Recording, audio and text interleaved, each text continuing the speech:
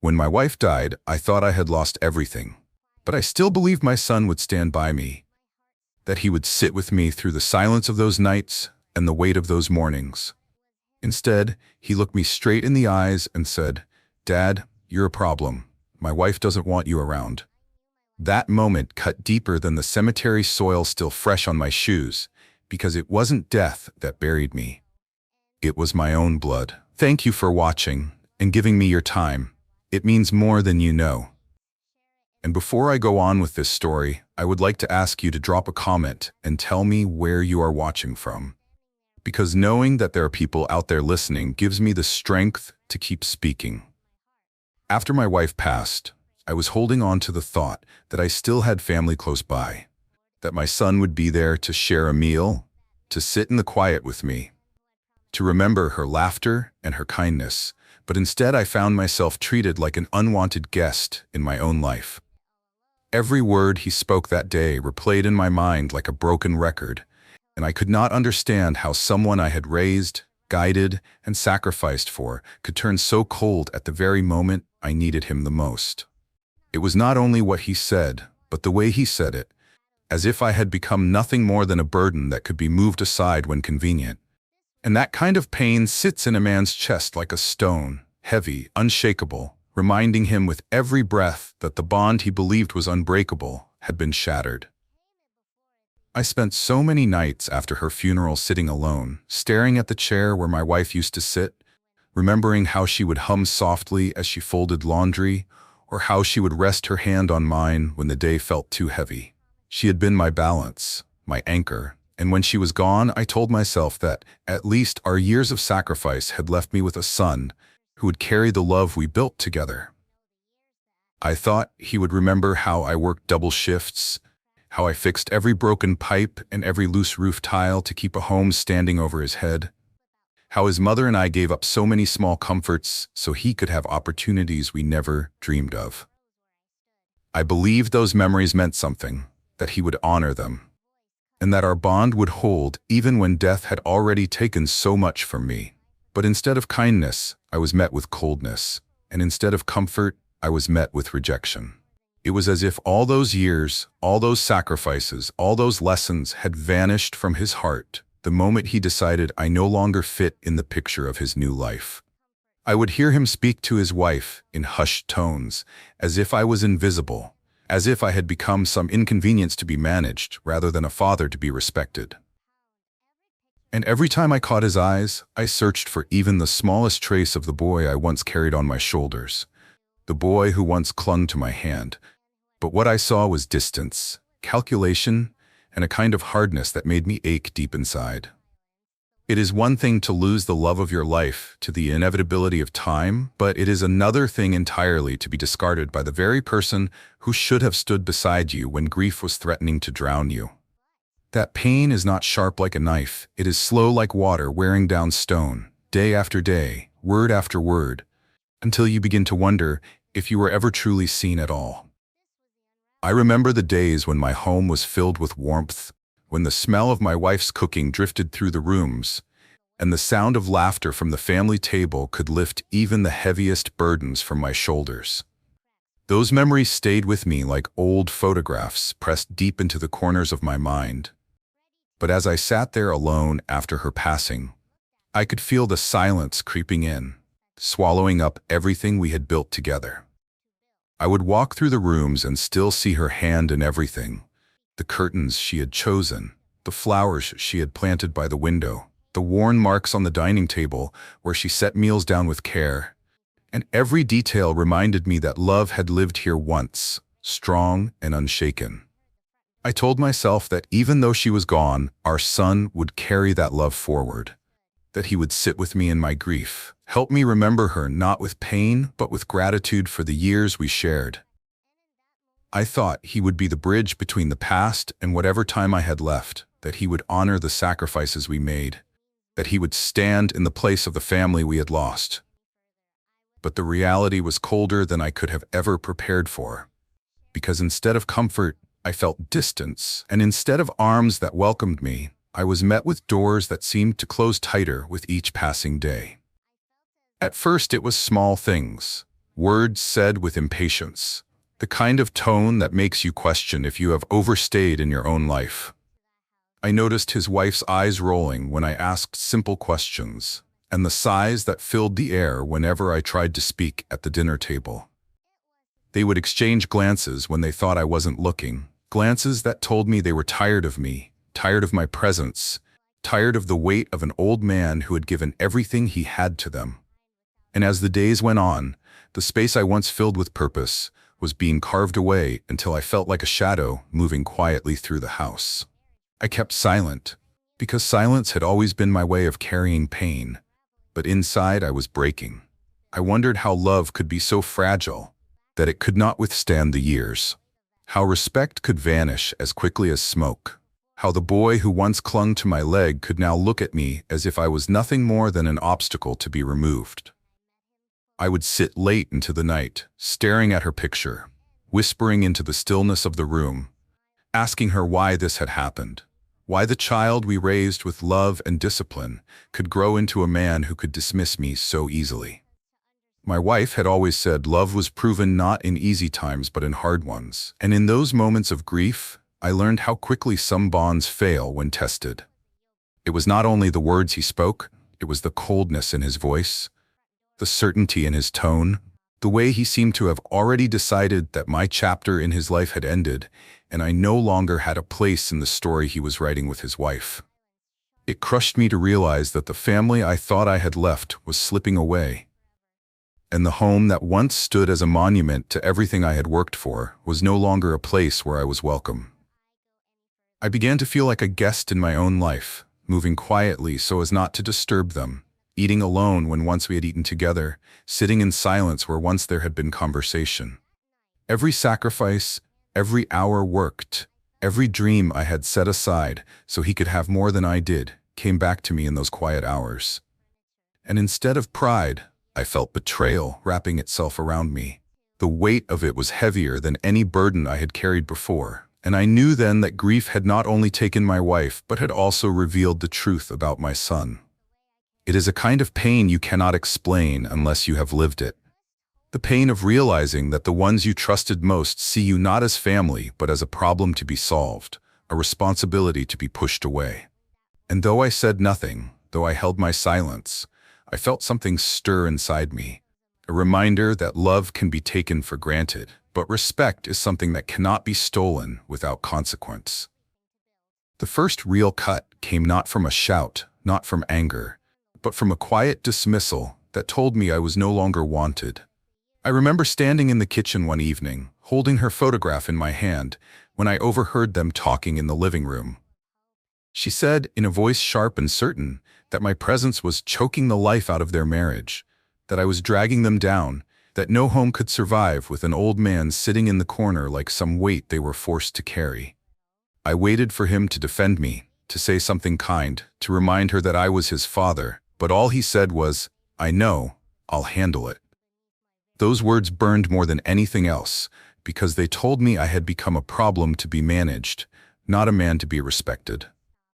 From that night on, I noticed how the air in the house grew heavier, how meals turned into silence, how even my chair at the table seemed like it no longer belonged to me.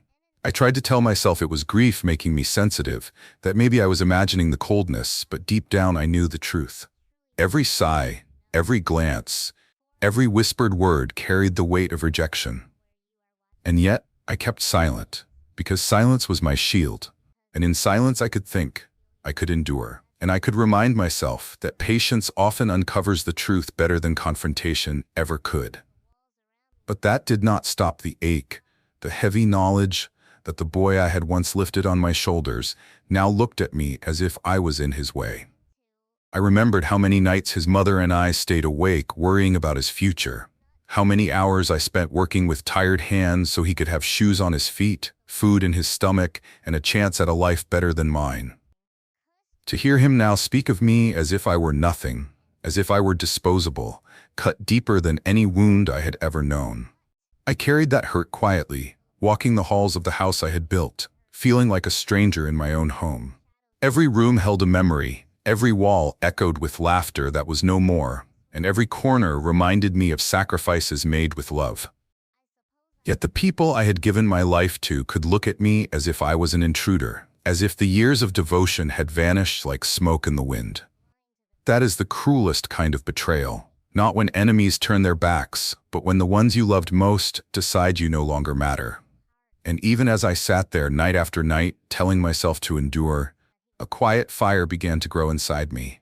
A fire that told me respect cannot be forced, but it can be taught, and one day they would learn the weight of what they had done. The tension in that house began to grow like a storm you can feel long before the rain falls, and every day it pressed harder on my chest. Little by little, the small signs became open wounds. At the dinner table, I would try to join the conversation, and my words would be met with silence, as if I had spoken into the wind.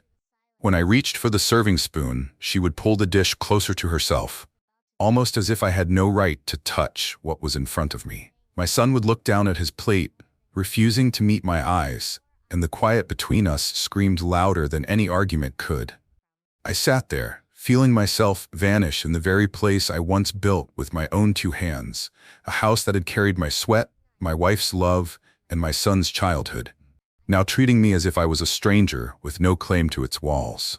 Nights became longer, and in those hours of stillness, I thought about the life I had lived, about the countless sacrifices that had shaped the man I was and the boy I raised. I remembered mending his shoes when money was too tight for new ones, working extra shifts so he could go to school trips, standing in the rain waiting for him to finish games, and hearing him once say that I was his hero. And now that same boy grown into a man could look at me and treat me like a burden, like an unwanted shadow, lingering too long. I could not understand how the love of a father, the devotion of a lifetime, could be erased so quickly by whispers in a marriage. I searched his face for the boy who once held my hand with trust, but all I saw was indifference, a cold agreement with a woman who had decided that my presence no longer fit in their world. There were moments when I wanted to speak, to remind him of the blood that tied us, to tell him that life is short and a father does not last forever. But every time I opened my mouth, the words died in my throat. I chose silence, not out of weakness, but because silence gives a man time to see clearly, to weigh not just what has been taken from him, but also what still remains within his reach. And as I sat in that silence, I began to see through their plan, to understand the greed beneath the cold stares, the hunger for a life free of me, and filled instead with the comfort that my years of labor had provided.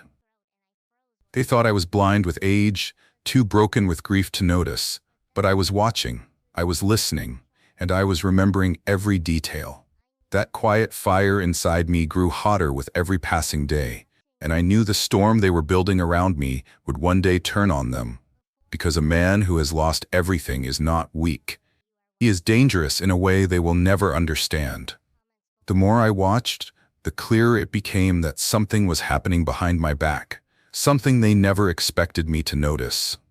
I would hear them late at night, their voices lowered but sharp enough to cut through the thin walls, arguing about money, about responsibilities, about how long they could keep pretending everything was fine with me still in the house. I would catch pieces of sentences, words like cost and problem and nursing home. And though they never said it to my face, I could feel the weight of their decision pressing against me every time they fell silent the moment I entered the room. At first, I told myself I was imagining things, that grief was twisting my thoughts, but then I began to see the signs no man could ignore. Bank envelopes tucked hastily into drawers, whispered phone calls that ended the second I stepped closer. A growing distance in the way my son avoided even the simplest conversations with me, as if guilt had taken root in his chest. One afternoon, while I was left alone in the house, I noticed the corner of a stack of papers sticking out from beneath the edge of a folder on the table. Something told me to look, and when I did, my hands shook as I read the numbers, the withdrawals, the balances that didn't make sense. My own savings, money I had worked for over decades, had been trickling away, used not for bills I recognized, not for household needs, but for fees to a place I had never even set foot in. It hit me then, harder than any insult or cold look, that they were already planning my removal, using the very money I had earned to push me out of the life I had built. I felt my chest tighten, not only with hurt, but with the bitter taste of betrayal, because nothing cuts deeper than realizing your own blood has placed a price tag on your existence. I sat there staring at those papers, the silence of the house swallowing me whole, and I thought of my wife, of how her hands had once smoothed the lines of worry from my face, of how she had always told me to trust in the goodness of our son. And now, with her gone, the truth stood naked before me, that the boy we raised with love was willing to discard me like something broken, to call me a burden while filling his own pockets with what I had left behind. I did not shout, I did not confront, because anger fades but patience builds. I folded those papers slowly, placed them where no one would find them, and told myself that silence would be my ally once more. They thought I was too old to notice, too weak to fight back. But what they did not understand was that every slight, every betrayal, every stolen dollar was becoming part of a plan I would keep hidden until the time was right. And in that moment, with my heart heavy and my hands trembling, I knew that one day soon they would learn that the problem they thought they were solving was only the beginning of the real problem I was preparing for them. From that day forward, I carried the weight of what I had discovered like a stone in my pocket, heavy but hidden, always reminding me of the truth I could never unsee. I moved carefully around them, watching more closely than ever, keeping my silence sharp as a blade they did not know I held. Every time my son avoided my eyes, every time she spoke to him in hushed tones when they thought I was out of earshot, I felt the proof in my hand, those papers that told the real story. I noticed how they smiled in front of others, presenting themselves as a family full of love and respect, while behind closed doors they were carving me out of their lives piece by piece, using my own money to pay for the cage they were building for me. I would sit in my chair at night, staring at her photograph, whispering that I had not lost all strength, that even in this grief I still had enough left in me to fight with patience, not fists. There was a moment, one that lingers in my memory like a scar, when my son placed a brochure on the kitchen counter, pretending it had nothing to do with me. I watched him slide it across the wood, the words nursing home printed across the front in bold letters, and he would not even look at me as he did it. I picked it up slowly, feeling every ounce of humiliation and betrayal pressing against my chest, but I said nothing. I only nodded as though I did not understand. In that silence, I let him believe I was broken, let him believe I was blind, because sometimes the strongest move a man can make is to let others think he has already surrendered. I knew then that the battle was no longer about keeping my place in his home. It was about keeping my dignity, about making sure that the years of sacrifice his mother and I gave were not stolen without a price. I began to prepare quietly, remembering old lessons that had nothing to do with anger, but everything to do with wisdom. I kept every receipt, every paper that proved how my savings were being drained, and I reached out to someone I trusted, an old friend who had stood with me through harder times. I told him nothing in detail at first, only that I needed advice. And when he agreed to meet, I felt the first flicker of hope since the day my wife passed. As I placed her photograph back on the shelf that night, I promised her that I would not let his betrayal go unanswered, that I would not allow our years of work and love to be twisted into chains meant to hold me down. They thought they had silenced me, but in truth they had only awakened the part of me that had built everything they were trying to take. And I knew one day soon the silence would break, not with shouting, but with truth that could not be denied. I kept living each day as if nothing had changed, carrying myself with the quiet dignity of a man too weary to argue, and they seemed convinced that I had accepted my fate. But inside me, the fire burned stronger, because every receipt I tucked away, every paper I copied, every detail I stored in my memory was another piece of the puzzle that would one day show the full picture. I knew better than to confront them too soon, because anger without proof is just noise, and noise fades quickly. But truth with evidence has a weight that crushes even the strongest denial. I watched as my son walked in and out of the house with the confidence of someone who believed he had already won. And I let him have his illusion, because illusions can be powerful traps when the truth finally rises to shatter them. There were nights when I would sit with her photograph in my hands and speak to her as though she could still hear me, telling her about the plans I was forming, telling her that I would not let her life's work be stolen, that I would not let the years of sacrifice we shared be reduced to dust under the greed of our own blood. I felt her presence in those moments, the quiet strength she always carried, the way she reminded me that patience is not weakness, that silence is not surrender, but preparation.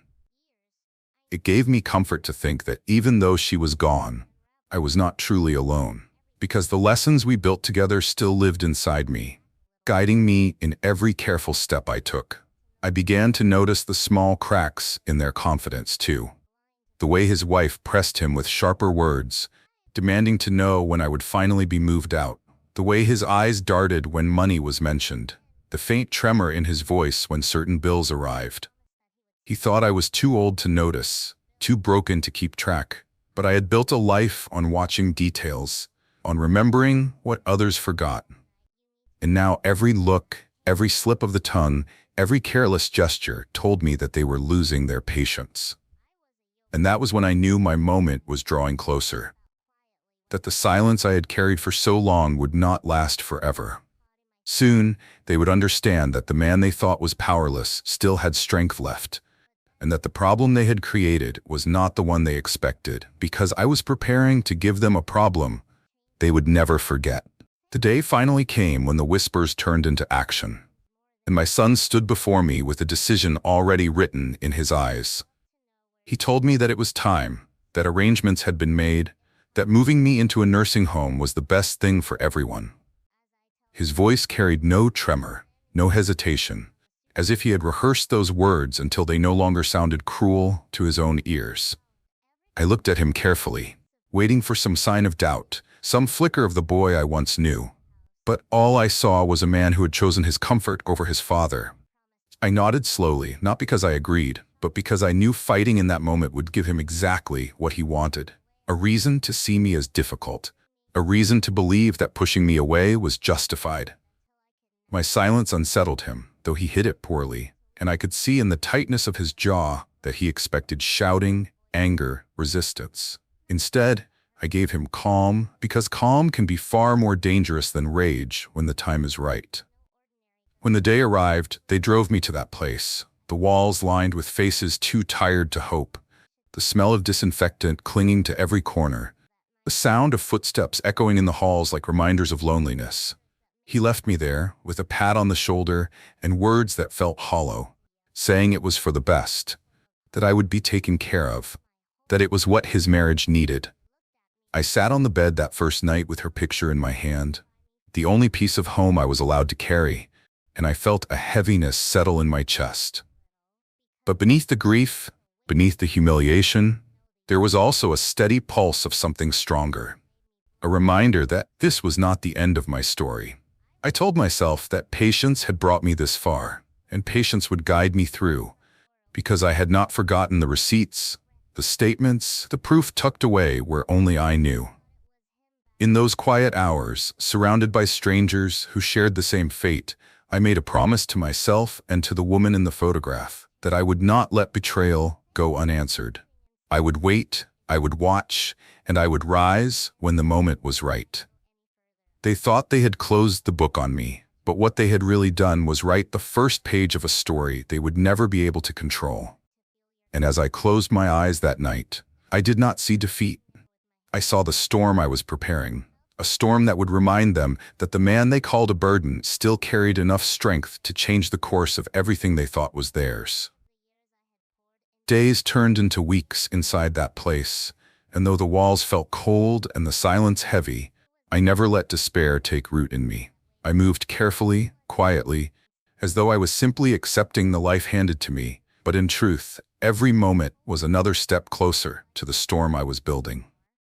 My son would visit from time to time, never with warmth, never with the comfort of family, only with the air of a man checking off a duty. He would bring forms for me to sign, documents he thought I did not understand, but I read every word, every line, and tucked away each piece of evidence into the growing case I was preparing in silence.